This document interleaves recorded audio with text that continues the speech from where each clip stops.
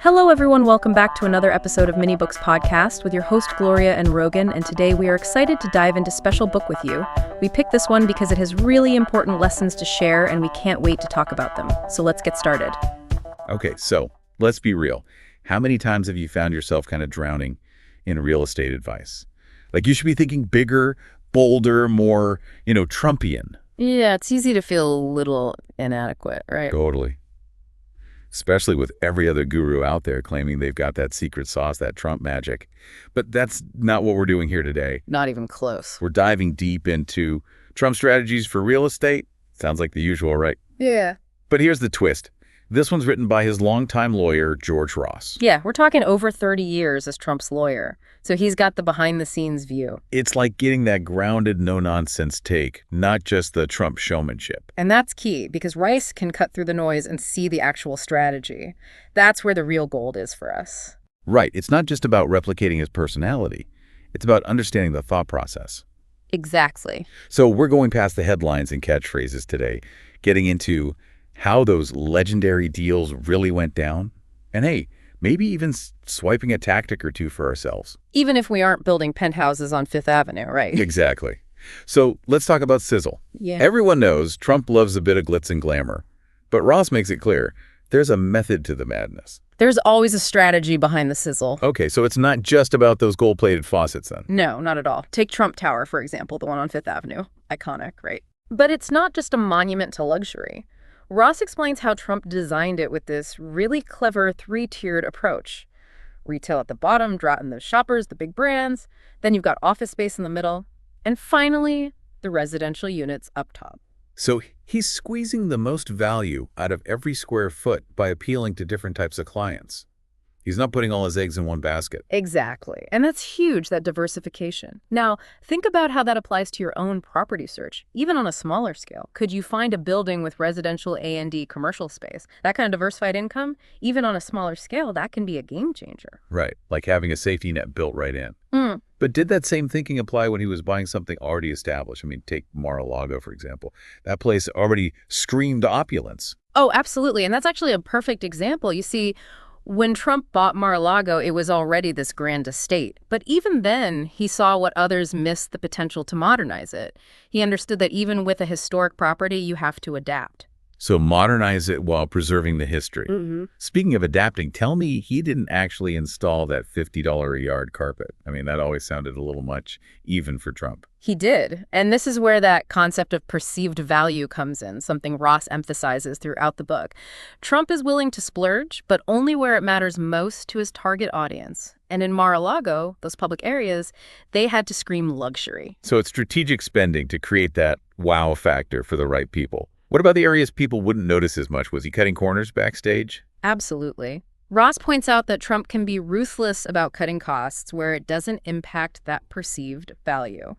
If his clientele wouldn't notice or care, he's fine with a more budget-friendly option. We all do it to some extent, right? For sure. When I'm apartment hunting, I'll admit a swanky lobby can win me over, even if the actual apartment is average. Exactly. It's understanding how people perceive value and using it to your advantage. And the best part is, you don't need a Trump-sized budget to do it. It's like they say, you got to spend money to make money, but you got to be smart about it too. Couldn't agree more. And it gets even more interesting when Ross delves into Trump's negotiation tactics.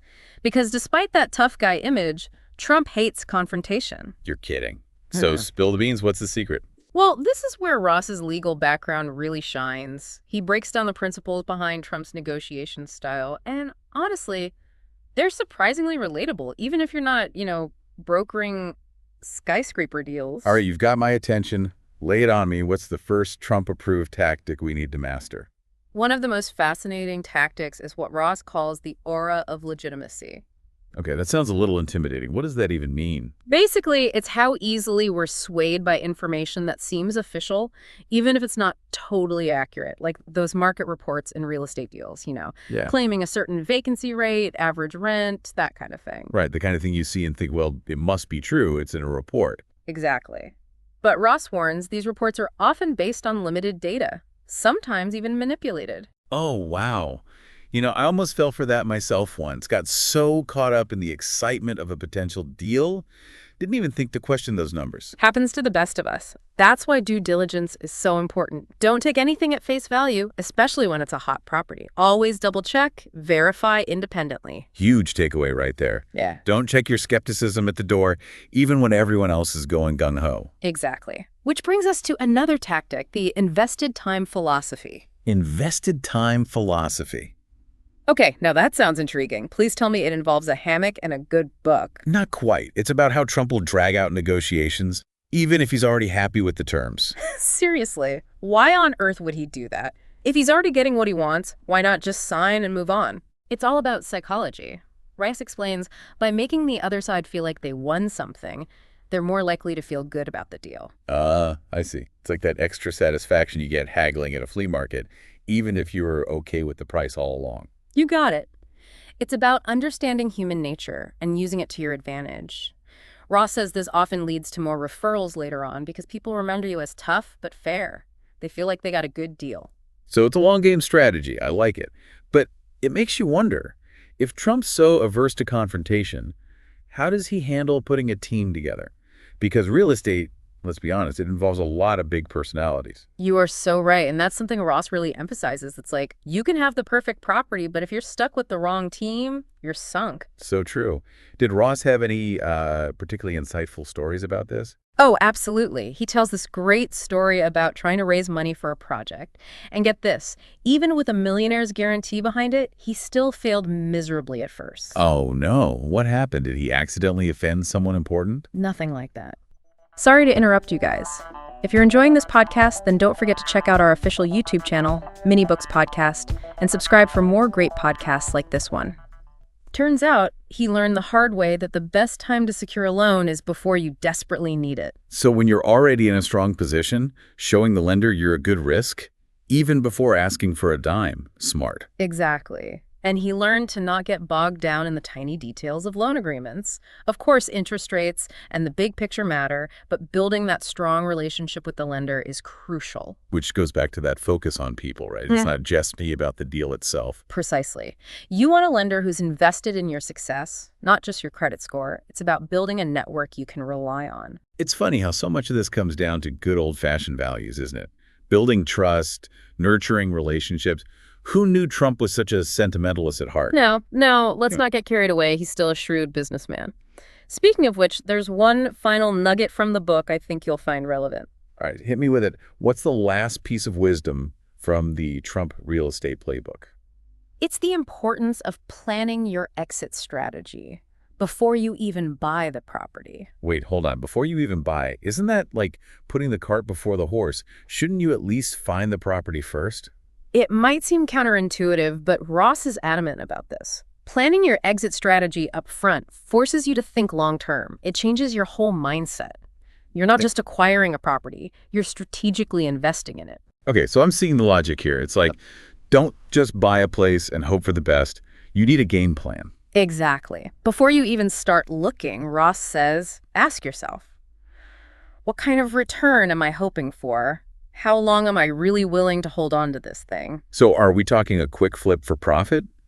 Or are we in it for the long haul, renting it out, letting the value go up over time? Exactly. By answering those questions early on, you avoid emotional decisions later. Trust me, I've seen it countless times. People get so attached to a property, they forget to think about the bigger picture. Oh, I bet. Like getting caught up in a bidding war, overpaying because you're emotionally invested. Exactly. But with that clear exit strategy, from the start, you're less likely to make those impulsive decisions. Like having that mental escape route planned out, just in case. Exactly. And Ross gives this great example from Trump's early days. It's about a piece of land Trump had his eye on. Everyone's telling him, it's a gold mine, build luxury condos, you'll make a killing. Classic Trump, right? Right. Build high-end, rake in the big bucks. That's what everyone thought. But Trump, being the calculated businessman he is, already had his exit strategy figured out. He knew the real money wasn't in developing the land, it was in selling it to a developer. Oh, wow. So he was playing the long game, or the longer game, maybe. Exactly. And that's exactly what he did. Held on to the land for a few years, the value went up, and boom, he sold it to a developer, massive profit, no headaches of construction, finding buyers, none of that. Brilliant. He basically treated it like a stock, buying low and selling high, but in the real estate market. Exactly. And it all circles back to having that exit strategy locked in before you even invest. So it's not just about building towers and making deals. It's about being strategic every step of the way, from buying to selling. Absolutely. And that's a powerful lesson, no matter your budget or real estate goals. This is eye-opening. I thought this book would be all about the art of the deal, the flashiness, but it's the practical stuff, the nuts and bolts, that's really resonating with me. I agree. Rock does a fantastic job breaking down Trump's approach into actionable steps. Anyone can learn from this. And we've only scratched the surface. There's so much more in the book about construction, marketing, even dealing with contractors. Oh, absolutely. The section on Trump's approach to construction, fascinating, even if you're just renovating a bathroom. Really? Like what? Yeah. What does he focus on? One thing that really stood out to me was his emphasis on meticulous planning. I mean, meticulous. Ross says Trump is notorious for sweating the small stuff when it comes to construction. Every detail, every potential problem, he wants a plan for it. So being proactive, anticipating problems before they happen. Exactly. And Ross argues this is crucial in real estate development. Delays, cost overruns, they can kill a project. Right. It's easy to get caught up in the excitement and rush into things, but that's how you make expensive mistakes. Exactly. Trump has learned from experience that it's cheaper to invest in thorough planning up front. Measure twice, cut once. Exactly. And that meticulous approach extends to how he chooses contractors, how he manages the bidding process. Now, that's got to be interesting. He's got that reputation for being a tough negotiator. Oh, absolutely. But there's a method to it all. Ross explains Trump always gets multiple bids for everything. He's not afraid to make the contractors compete to get the best price. So it's about using your position to drive down costs. Yeah. Create some competition. Exactly. And Ross says Trump will walk away if he feels like it's not a fair price. There's that invested time philosophy again. He's playing the long game, even if it means delaying things to get the right team at the right price. You got it. And that focus on cost control, that's something any investor can use, no matter how big or small your project is. That's a great point. Whether you're doing a single bathroom or an entire complex, saving money is saving money. Precisely. And nobody understands that better than Trump. It's funny, we always hear about Trump being in the right place at the right time. But when you hear Ross tell it, it's way more about calculated risk than just luck. Absolutely. Ross talks about how Trump has this knack for spotting hidden opportunities, the kind of things other people would miss completely. You're too busy following the crowd. Exactly. They don't see the potential. Ross tells this story about a property in Atlantic City, this old rundown hotel. Everyone thought Trump was nuts for buying it. This is before Atlantic City became, Atlantic City, right? Exactly. Nobody was thinking casinos back then. But Trump saw the potential to turn this dump into something world-class. He was taking a gamble, though, right? I mean, Atlantic City wasn't exactly a sure thing back then. Oh, a huge gamble. Yeah. But that's the thing about Trump. He's not afraid to take risks, calculated risks. He does his homework, trusts his gut, and he's not afraid to go against the grain. So it's not about blending in. It's about having that vision and the guts to see it through. Exactly. And that's such an important lesson for any investor. Don't be afraid to think differently, to challenge what everyone else is doing. Trust your instincts. Like that Einstein quote, right? The person who follows the crowd. Will usually go no further than the crowd. Exactly. Yeah. But the person who walks alone, they might find something nobody else ever has. And that's Trump in a nutshell. He's not afraid to be different, to be bold, to take those risks. And that's what sets him apart. Not just the buildings, the deals, but the mindset. And the cool thing is, anyone can cultivate that mindset. It's about being curious, being aware, and being ready to jump on an opportunity when you see it. Couldn't agree more. This has been fantastic. I have to admit, I thought this was going to be all about, the glitz and glamour of the Trump brand. Yeah. But it's been so much more than that. Right. So much practical advice. We've covered everything from perceived value and strategic spending to due diligence and building those strong relationships. We even touched on planning, preparation, and having that exit strategy locked in before you even buy. Phew. It's a lot to take in. But Ross did such a great job breaking it all down, making those Trump strategies accessible. Absolutely. And that's what we're all about here, right? Taking these big ideas, these fascinating topics, and making them relatable, understandable, and actionable. So as we wrap things up here, I'm curious, what's one thing you learned today that you can use? What's that one takeaway you can put into action right now? Yeah, think about that. And then go out there and make it happen. Thank you so much for tuning in. If you enjoyed this conversation and want to dive into more book insights and key learnings, don't forget to subscribe to our channel, Mini Books Podcast, and hit the notification bell so you never miss an episode. We're back every Sunday at 9 a.m. with new books and more to learn from. Until next time, take care, keep learning, and keep growing. Remember, this is Mini Books Podcast.